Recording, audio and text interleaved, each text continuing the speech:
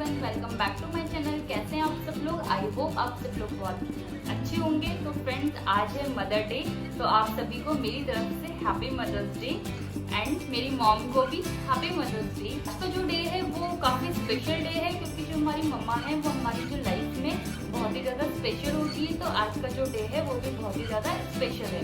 तो मेरा जो आज का व्लॉग है वो मदर डे स्पेशल व्लॉग है। ये व्लॉग मैं अपनी मम्मा के लिए बना रही हूँ, क्योंकि आज जो मेरी मम्मा है वो मेरे साथ यहाँ पे नहीं है। उनको किसी ज़रूरी काम से वो बाहर गई हैं, बट वो आ जाएंगी आज शाम तक या कल तक वो आ जाएंगी। बट अब वो मेरे साथ में यहाँ पे हैं तो नहीं, तो मैंने सोचा क्यों ना मैं उनके लिए एक व्लॉग बनाऊँ। अभी जैसी आप देख रहे हैं कि बाहर लॉकडाउन हो रहा है, हम घर से बाहर जा नहीं सकते, कुछ चीज़ें हम उनके लिए लेके नहीं आ सकते हैं, कुछ अलग से कर नहीं सकते। तो मैंने कहा क्यों ना मैं उनके लिए एक ब्लॉग शूट करूं। तो आई लव यू माँ, I love you so much. आप बहुत अच्छे हो, आप इस वर्ल्ड के सबसे बेस्ट मम्मा हो मेरे लिए। और सबकी जो मम्मा होती है वो उनके लिए बेस्ट ही होती है। मेरी मम्मा भी मेरे लिए बहुत ही ज़्यादा बेस्ट है, बहुत अच्छे हो आप। और मैं चाहती हूँ आपको इस वर्ल्ड की, इस दुनिया की सारी खुशियाँ मिले। आप हमेशा खुश रहो, आप और पापा दोनों। और आप से बस मैं यही कहना चाहती हूँ कि आप जैसे आज मेरा सपोर्ट बने हो, आप पूरी लाइफ मेरा सपोर्ट बनना। तो ये जो आज का व्लॉग है ये है मदर डे स्पेशल व्लॉग। तो चलिए स्टार्ट करते हैं। ये जो फर्स्ट ट्रिप है ये है हमारा नैनीताल का, जहाँ पर मैं, मम्मा, भाई और पापा हम चारों गए थे। जो नैनीताल है आपका, ये है आपके उत्तराखंड में। नैनीताल को नैनी झील भी कहा जाता है। ये बहुत ही ज़्यादा सुंदर है। यहाँ जो नैनीताल है वो आपकी एक जो झील है उसके किनारों में एक पूरा शहर बसा हुआ है, जिसको नैनी झील कहा जाता है। और ये बहुत ही ज़्यादा सुंदर है। नैनीताल जाने के लिए आप बाय रोड बाय कार जा सकते हैं, या फिर आप नैनीताल बाय ट्रेन जा सकते हैं। नैनीताल के जो नियर बाय रेलवे स्टेशन है वो है काठगोदाम। काठगोदाम से नैनीताल 34 किलोमीटर की दूरी पे है। और वहाँ जाने के लिए आप बहुत इजीली जा सकते हैं। वहाँ से जो लोकल टैक्सी या बसेज होते हैं आप उससे नैनीताल जा सकते हैं। तो नैनीताल जो है वो बहुत ही ज़्यादा सुंदर है। नैनीताल मम्मा और पापा को बहुत ही ज़्यादा सुंदर लगता है। और वो रियली, अगर मुझसे कोई पूछे कि आप एट अ टाइम कहाँ पर जाना पसंद करते हो, मेरा फर्स्ट रहता है नैनीताल। बिना सोचे समझे नैनीताल, क्योंकि वहाँ पर जो शांति है ना, वहाँ का आप कहीं भी जाएंगे, किसी भी माल रोड में हर जगह के जो हिल स्टेशन होते हैं वहाँ पे माल रोड होते हैं, पर जो नैनीताल का माल रोड है वो इतना सुंदर है और इतना वहाँ पे शांति रहती है ना। माल रोड में भी आपको इतना अच्छा लगेगा, कोई वहाँ पे शोर शराबा नहीं होता, बहुत ज़्यादा शांति वहाँ पे रहती है। और बल्कि वहाँ पे बहुत ही ज़्यादा होटल्स हैं। नैनीताल में जो आपको होटल मिलेंगे वो आपको माल रोड में ही मिलेंगे। फिर भी वहाँ पे इतने सारे होटल्स हैं, इतने सारे शॉप्स हैं, बट फिर भी वहाँ का माल रोड मुझे, हर जगह के माल रोड से, मैं मसूरी गई हूँ, मुझे वहाँ का माल रोड के अकॉर्डिंग मुझे नैनीताल का जो माल रोड है वो बहुत ही ज़्यादा सुंदर लगा। तो होटल्स हैं वो आपके बजट में मिल जाते हैं। वहाँ 500 रुपये से स्टार्ट होते हैं होटल, और 10,000 रुपये तक के वहाँ पे होटल्स होते हैं। तो बट अगर आप समर्स में जा रहे हैं या वेकेशंस पे जा रहे हैं तो आप ध्यान रखें कि आपको पहले से ही होटल्स की जो बुकिंग है वो आपको ऑनलाइन करनी पड़ेगी, क्योंकि आपको सेम टाइम पे वहाँ पे होटल मिलने में थोड़ी सी प्रॉब्लम हो सकती है। नैनीताल में जो सबसे ज़्यादा सुंदर है और आकर्षित है वो है नैनी झील।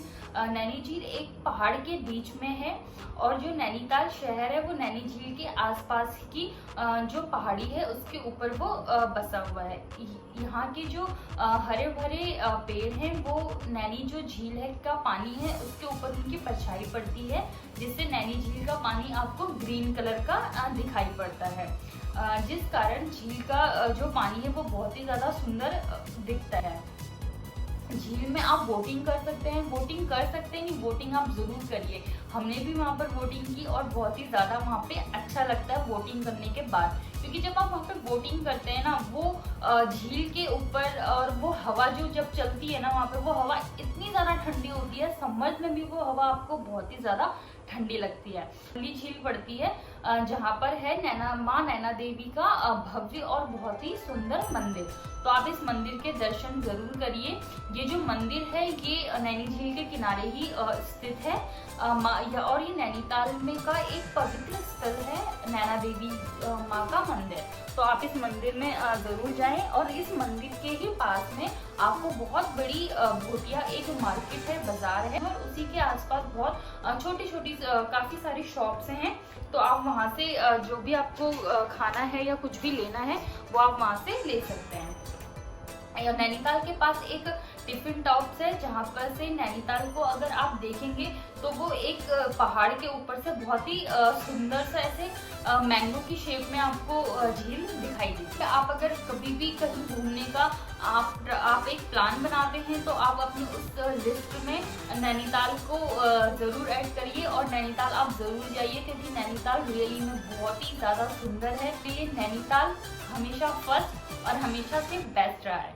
तो आप प्लीज नैनीताल जाइए, नैनीताल विजिट करिए और वहाँ पर जाके बोटिंग कीजिए और वहाँ पर आपको लोकल खाने की चीजें मिलती हैं, आप वो खाइए और उसका एंजॉय कीजिए।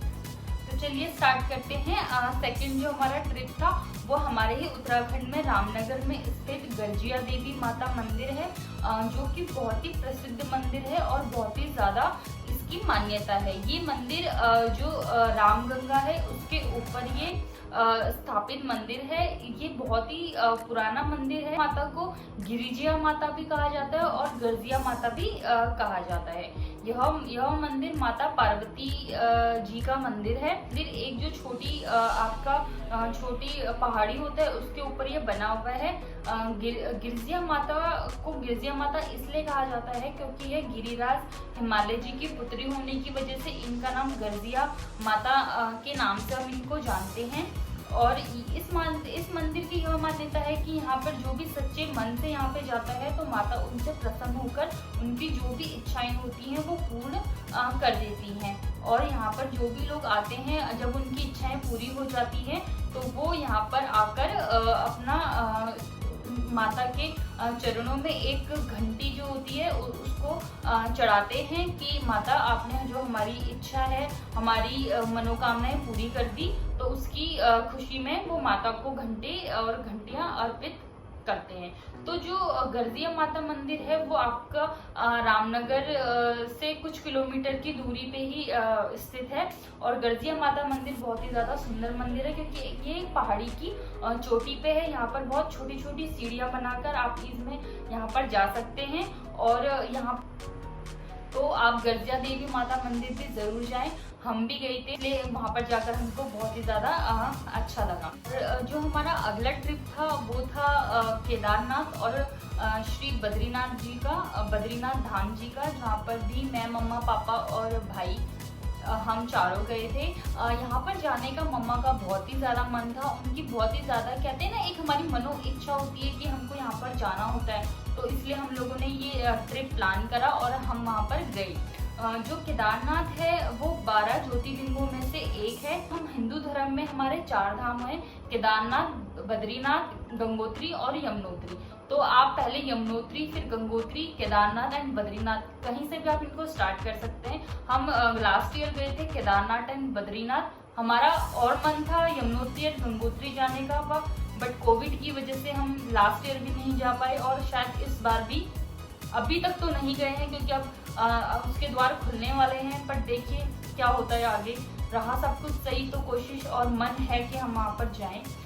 तो चलिए स्टार्ट करते हैं। हमारा जो केदारनाथ का ट्रिप है उसकी कुछ फोटोज हैं वो मैं आप लोगों के साथ शेयर कर रही हूँ। आप भी देखिए और एहसास करिए उस जगह को जिसको स्वर्ग कहते हैं। मैं तो उसको स्वर्ग जरूर कहूंगी। तो मेरी मम्मा का जो ये एक था कि मन में कि नहीं मुझे केदार बद्री जाना है, वो रियली में बहुत ही ज्यादा उनका एक सुंदर वो उनका थॉट था, उनका विचार था, जिससे हम लोगों को भी बहुत ज्यादा शायद कहते हैं ना पुण्य मिल गया उनके उस विचार से कि हम भी किस्मत वाले हो गए वहाँ पर जाकर। तो ये है केदारनाथ जी और वहाँ की जो पहाड़ियाँ, वहाँ के जो पर्वत हैं वो बहुत ही ज़्यादा सुंदर है। मंदिर जो है ना वो समुद्र तल की ऊंचाई से लगभग 3585 की हाइट पर, समुद्र की किनारे जो होता है उससे जो हाइट होती है वो 3585 से ऊपर स्थित है। यहाँ के जो पर्वत हैं वो बहुत ही ज़्यादा सुंदर दिखाई देते हैं। यहाँ की हवा बहुत ही ज़्यादा ठंडी होती है। हम यहाँ पर मई में गए थे और मई में भी यहाँ पर बर्फ आपको चारों तरफ दिखाई देगी।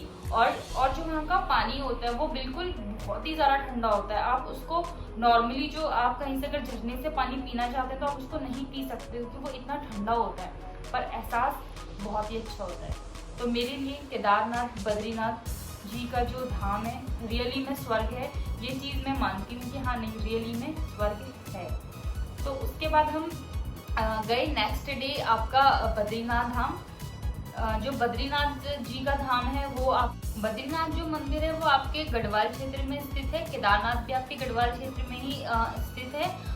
जो आपका बद्रीनाथ मंदिर है वो समुद्र तल से 3122 किलोमीटर की ऊंचाई पर है। और यहाँ से जो आपका लक्ष्मण गंगा है और अलकनंदा का संगम आपको दिखाई देता है। बद्रीनाथ जी का जो मंदिर का नाम है, कहा जाता है कि वर्षों साल पहले यहाँ पर बेर के बहुत ज्यादा वृक्ष हुआ करते थे। बेर के और बद्री के बहुत ज्यादा वृक्ष हुआ करते थे, इसलिए इसको बद्रीनाथ भी कहा जाता है। तो जो बद्रीनाथ मंदिर है वो भी बहुत ही ज्यादा सुंदर मंदिर है।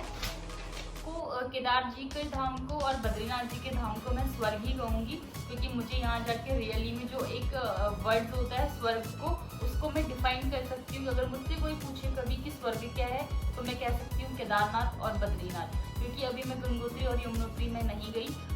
तो मेरा है अब दिल से कि मैं वहाँ पर भी जाऊँ, बट मेरे लिए अभी स्वर्ग केदार जी और बद्रीनाथ जी का है।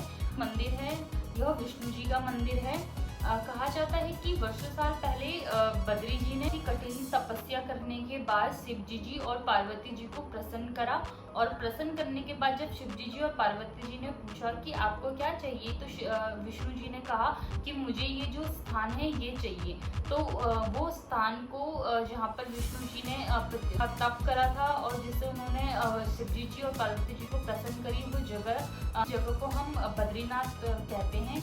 कहा जाता है कि एक बार विष्णु जी तपस्या कर रहे थे और अचानक से वहाँ पर हिमपात शुरू हो गया। फिर जो माता लक्ष्मी जी थी वो उनको देख के बहुत ही ज्यादा चिंतित हो गई, क्योंकि जो विष्णु जी थे वो अपनी तपस्या में इतने लीन थे कि उन्हें हवा, पानी, वर्षा, किसी भी चीज का एहसास नहीं होता था। तो इसको देखकर माता जो लक्ष्मी थी वो बहुत ही ज्यादा चिंतित हो गई कि अब मैं इनकी रक्षा कैसे करूं।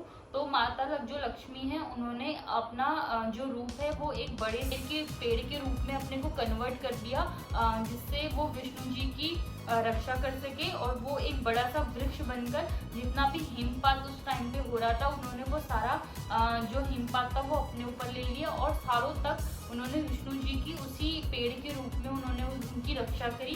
कुछ सालों बाद जब विष्णु जी की तपस्या पूरी हुई तो उन्होंने देखा कि जो माता लक्ष्मी जी हैं वो बर्फ से पूरी तरीके से ढकी हुई हैं। इसको देखकर विष्णु जी इतना प्रसन्न हुए, हे देवी, मेरी इस तपस्या में तुम्हारा उतना ही योगदान है जितना कि मेरा है।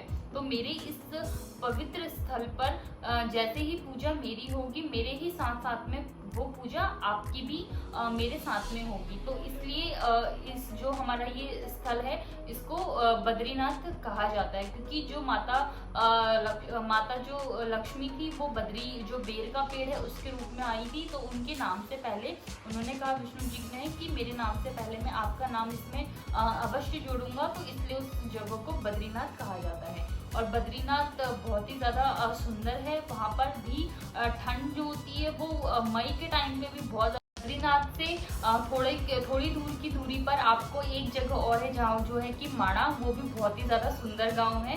तो हम वहाँ पर माणा तक तो हम नहीं जा पाए। हम माणा की जो गेट है हम वहीं तक गए थे, और जिसकी कुछ पिक्चर्स मैं आपके साथ में शेयर कर रही हूँ। बट अगर आप जाएंगे तो आप माणा ज़रूर जाएं, वो भी बहुत ही ज़्यादा एक सुंदर गाँव है। जो केदार और बद्रीनाथ का ट्रिप था और नैनीताल गर्दिया माता का मंदिर का जो ट्रिप था वो बहुत ही ज़्यादा सुंदर था, कि ये जो चारों जगह हैं ये अपने आप में बहुत ही ज़्यादा सुंदर और माननीय हैं, यादें हैं। और ये जो दिन हमने साथ में स्पेंड करे थे मॉम के साथ, तो मैंने आप लोगों के साथ आज आप लोगों के साथ मैंने वो शेयर कर दिए हैं मम्मा को। और जब मम्मा इस वीडियो को देखेंगी तो उनकी वो जो मेमोरीज थी वो दोबारा से वो सारी रिमाइंड हो जाएंगी, और शायद उनको भी अच्छा लगेगा, क्योंकि मैं इस टाइम पे उनके लिए यही कर सकती हूँ, क्योंकि मैं बाहर जा नहीं सकती। बाहर लॉकडाउन लगा हुआ है और वो घर पे है नहीं, तो मैं कुछ नहीं कर सकती। तो मैंने सोचा कि चलो क्यों ना यही करा जाए कि जब वो इस चीज़ को देखेंगी तो उनकी जो मेमोरीज हैं वो सारी वापस से उनको वो चीज़ वो फील कि हम वहाँ पर गए थे, हमने इस टाइम पे ऐसा कुछ करा था। मम्मा ये जो ब्लॉग है वो आपके लिए ही था, तो आपको ये मेरा ब्लॉग आई होप बहुत अच्छा लगे।